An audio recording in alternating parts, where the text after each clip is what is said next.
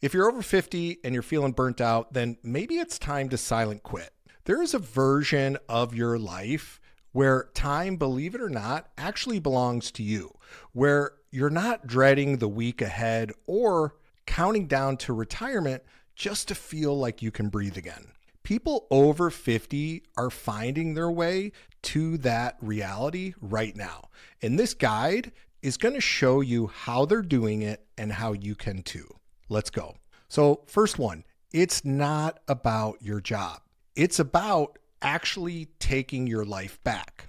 Quiet quitting is just doing less work. The silent quit goes much deeper than that. It means stepping back from anything in your life that is draining you and is no longer serving you. The job stress, the toxic relationships, the pressure to keep up with everyone else, all of it. This is not about giving up, guys. It is about making room for things in your life that actually matter. Quiet quitting means doing the bare minimum. The silent quit applies that same energy, but to your entire life. You start deciding what stays in your life and then what gets dropped. And you do this on your terms. That's the key here. On your terms, not on anyone else's terms.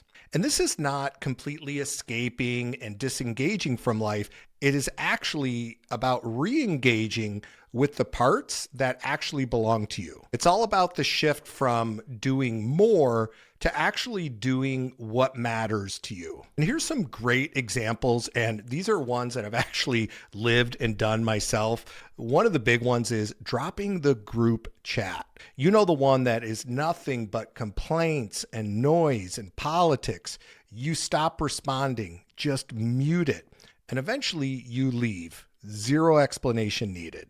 Skipping the events you dread, right? The obligatory birthday dinner for someone you barely know, or the neighborhood cookout you only go to out of pure guilt. When you start saying no, the guilt fades faster than you expected. Quitting the news scroll, and I'm guilty as charged of this, not because you don't care, okay? It's not about that, but because 2 hours of anxiety every morning is just not serving you. So replace it with a walk or coffee on the porch, and your entire day is going to shift. My wife and I did that this morning. We got right up, we went out front, we put our lawn chairs right in the front yard, drank our coffee, and just had a wonderful talk and a wonderful time together. It was an amazing way to start the day. Stopping the volunteer overtime. You used to stay late just to look dedicated. You do your job well and you just go home. Nobody notices as much as you thought they would. Trust me. Quietly stepping back from draining relationships, not with a big confrontation. You just stop initiating. You stop over-explaining yourself. You let the relationship find its natural level. And the key takeaway here is the silent quit is not a retreat. It is a decision to stop living by everyone else's rules. And if silent quit resonates with you, you're going to love what we're doing inside Wisdom Creators. It is an entire community of people over 50 figuring out what building something of their own actually looks like. On their own schedule, on their own terms. It is free to join. I'll put a link below this video in the description. In your 50s, you are being squeezed from every direction at once. Career pressure from above, you have family demands coming from below, and a society that still expects you to keep climbing. Somewhere in all of that, your own needs end up last. And about 50% of Americans never use all their vacation days. How crazy is that? We are not built to run like this forever. Society's unwritten rule book says your 50s should be about winding down. That pressure adds its own weight. And science actually backs the case for change here. Neuroplasticity means your brain is still forming new connections at any age. You are not stuck. You just have not given yourself permission to change yet. And here are some signs you're hitting the squeeze right now. You wake up tired before the day even starts, not because you did not sleep, but because you already know what is waiting for you. The inbox, the commute, the same conversations you have been having for years. You are the default person everyone calls. Parents need a ride to the doctor. Kids need help with something. Boss needs it done by Friday. You handle all of it and nobody asks how you are doing. You stop caring about the next promotion. You used to want it. Now you look at the people above you and think that does not look like a better life. It just looks more like the same with extra meetings. Sunday evenings feel heavy. This is a big one for a lot of people, and I hear from my audience about this all the time. Not because anything bad is actually happening, just because Monday is coming and you cannot remember the last time you actually looked forward to the week ahead. You do not recognize the version of yourself you have become. Somewhere between the career and the responsibilities and the obligations, you stop doing the things that used to make you feel like you. And here's the key takeaway from this. The pressure you feel in your 50s is real, but your capacity for change is just as real. Rate your life, find the gap. This is a great exercise, and I recommend everybody take a few minutes to do this. It's pretty straightforward and easy, but this is how it works. So first, why does this matter? Well, most people have never stopped to honestly rate the different areas of their life. They just keep going and wonder why they feel off. This exercise takes 20 minutes, actually probably more like 5 or 10, but I wanted to throw in an extra 10 for good measure.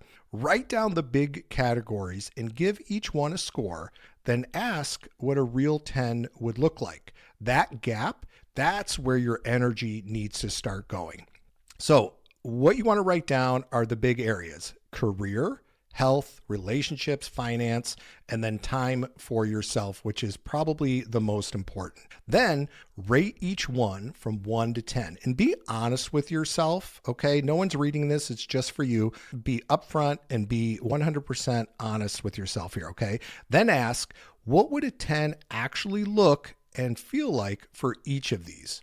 This stops you from living by someone else's goals without even realizing it. Here's what a real audit might reveal. Career, 7 out of 10. The job is doing all right. The pay is okay, but fine is not the same as fulfilling. And you have known that for a long time. A 10 would mean work that feels like yours, not just a role that you're there to fill. Me time, 2 out of 10. This is the one that surprises most people. They write down 2 and they stare at it for a second. A 10 would be mornings that belong to you. Like I talked about earlier, going out and just having coffee and chatting with my wife. Hobbies you actually have time for. I like to train jujitsu, something I started in my 50s. I give myself that time to do that. And days where you decide what happens. Relationships, 5 out of 10. You love the people in your life, but you are never fully present because there is always something else pulling at you. A 10 would mean being actually there, not just physically in the room. And then health, obviously extremely important. 4 out of 10. You know what you should be doing. You just never have time or energy left to do it after everything else is handled. A 10 would mean actually having the bandwidth to take care of yourself. Here's a big takeaway. You cannot close a gap you have never measured. So definitely do this audit because it's going to show you exactly where to focus. And if you're someone who scored your me time a 3 or a 4 and pictured a 10 as waking up without an alarm, working when you feel like it, and actually being present for people you love, this is exactly the direction people inside Wisdom Creators are moving, using the experience they already have on their own terms. Come join us. It's a free community. I'll put a link below this video in the description. Build your stop doing list. Protect your time and energy every single day. Most people have a to-do list, but very few people have a stop doing list. When you write down the things you are committing to no longer do and post them somewhere visible, they become personal policies, not guidelines, not intentions, but policies. And that shift changes how you respond in the moment when the pressure to say yes actually shows up. So write down the things you are committing to no longer doing, starting right now. So here's what a real stop doing list looks like. I will not check work email after 7 p.m. Whatever it is, I can wait until morning. The world did not end before smartphones, and it's certainly not going to end tonight. I will not say yes on the spot. If someone asks me to do something and I feel the pressure to answer immediately, this is exactly when I slow down and say, let me think about it and get back to you. This one has been a really, really hard one for me that I'm working on, is not immediately saying to my kids, to my wife, friends, oh yeah, no problem, happy to do that. I say, you know what? Give me some time and I'll get back to you, because again, it can wait. And that allows me to kind of process and then either say yes or just say, sorry, I can't do that. I will not attend meetings that have no clear point. This is another big one. Before I accept anything on my calendar, I ask what the goal is. If nobody can answer that clearly, then just pass. I will not feel guilty for taking time for myself. An hour in the morning that belongs to me is not selfish. It is what makes everything else sustainable. I will not keep explaining myself to people who are not listening. Some conversations have been happening for years with no resolution, and I am done volunteering for those. If you want to take a screenshot of this, make it your own, go for it. Key takeaway here, every no you say to the wrong thing is actually a yes to something that actually matters. And remember, your experience is your asset, the things you have that no one younger can buy.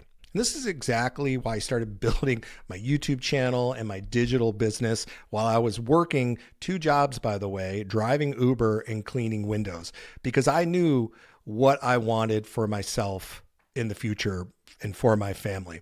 I wanted my mornings back, my Tuesdays back, my whole life, and I wanted it on my terms. It took years to get there, but people over 50 are building things that move them in that direction. Results look different for everyone, of course, but you're not starting over. You are starting from experience. That is a completely different thing. Your brain is still formatting new connections. Neuroplasticity does not have an age limit. You are not too old. You are not behind. You just have not started yet. Everything you have lived through, worked through, and figured out has real value to someone else. The silent quit only works long term if you are building something to move toward, not just away from. And what starting from experience actually looks like. The nurse with 25 years in healthcare, she knows more about navigating the medical system than most doctors. That knowledge helps other families trying to do the same thing. She already has it, she just has not packaged it yet. The HR manager who spent 20 years hiring people, he knows exactly what gets a resume thrown in the trash and what gets a callback. There are millions of people who would pay to know what he already knows by heart. The home cook who has fed a family for 30 years on a tight budget, who thinks everyone knows how to do what they do. They do not. The practical knowledge is exactly what a lot of people are searching for. The contractor who has built and renovated for decades, he can walk into any room and immediately see the problems most homeowners miss. Younger people buying their first homes are desperate for someone like him to just tell them what to look for. The person who has been through something hard and has come out on the other side. Divorce, illness, losing a job at 55, rebuilding after 60. That story and what you learn from it is worth more than you think to someone standing at the same crossroads right now. You are not starting over, you are starting from experience. And that is a completely different thing. If you made it this far and any of this resonated, come check out the free community Wisdom Creators. It is full of people over 50 who are done letting a job decide what their life looks like and are figuring out what comes next. No tech background needed, no following required. Just come see what we're building. There's a link below in the description to join. Thank you so much for watching, everybody. I look forward to seeing you in the next video.